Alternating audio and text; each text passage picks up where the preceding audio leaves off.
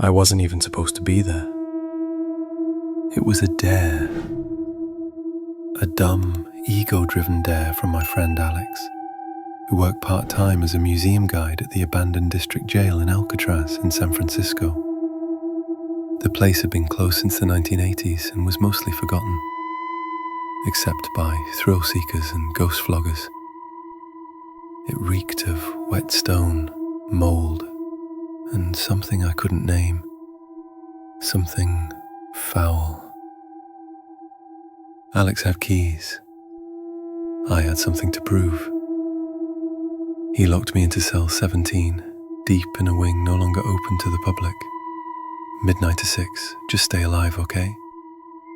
He said with a grin, locking the cell behind me. His footsteps faded, like he was never real to begin with. The air changed the moment I was alone, thick, heavy, like it had been waiting. The metal bed creaked as I sat, and the bulb above me flickered like it was about to give up. I tried to ignore the way it hummed, pulsing in rhythm with my heartbeat. I pulled out my phone. No signal, of course. Still, I hit record and started talking to the camera like those YouTubers do. Hour 1, still alive, I joked, but my voice cracked. My flashlight was the only reliable thing I had. I told myself this was fine, just old bricks and rumors. That was before the breathing wall. I had leaned against the rear wall to stretch, but I jerked away in panic. The stone had exhaled. It didn't shift or vibrate. It breathed. The surface had pushed against my back like lungs expanding. It was warm. I shined the flashlight over the surface. Nothing moved.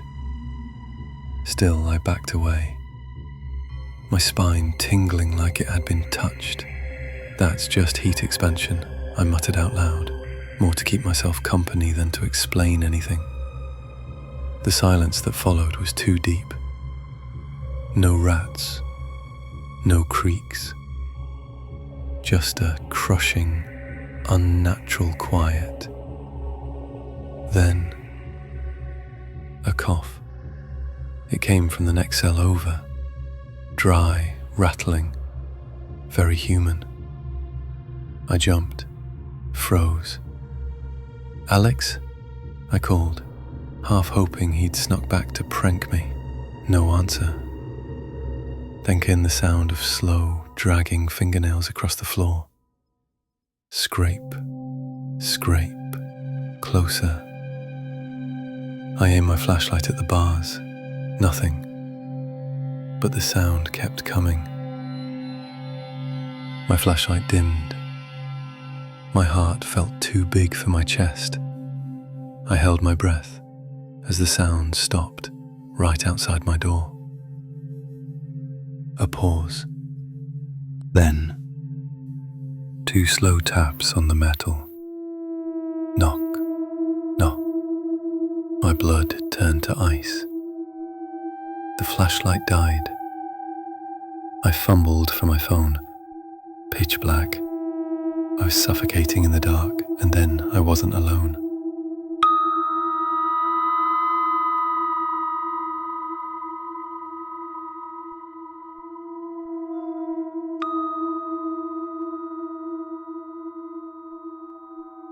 A face appeared between the bars, inches away.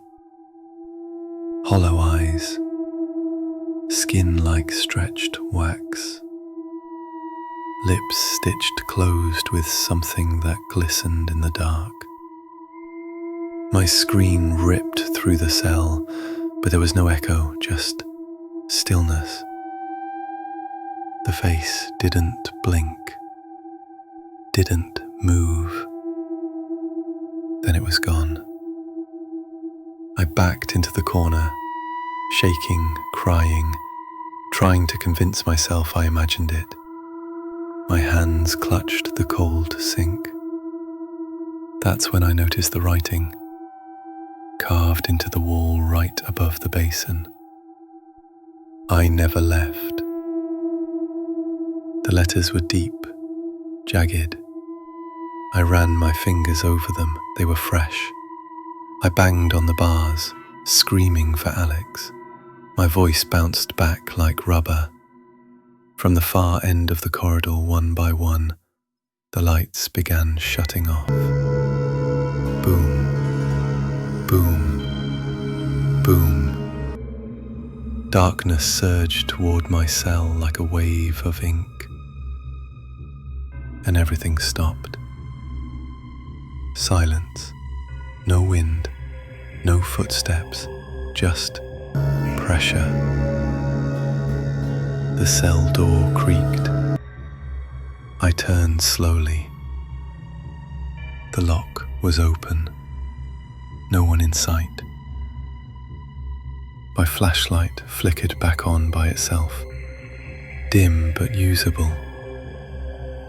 I stepped toward the hallway, and just as I reached the bars, I saw it. The same figure inside the cell, not behind me, in front of me, between me and the only exit. It stood with its head tilted, eyes vacant, lips still sewn.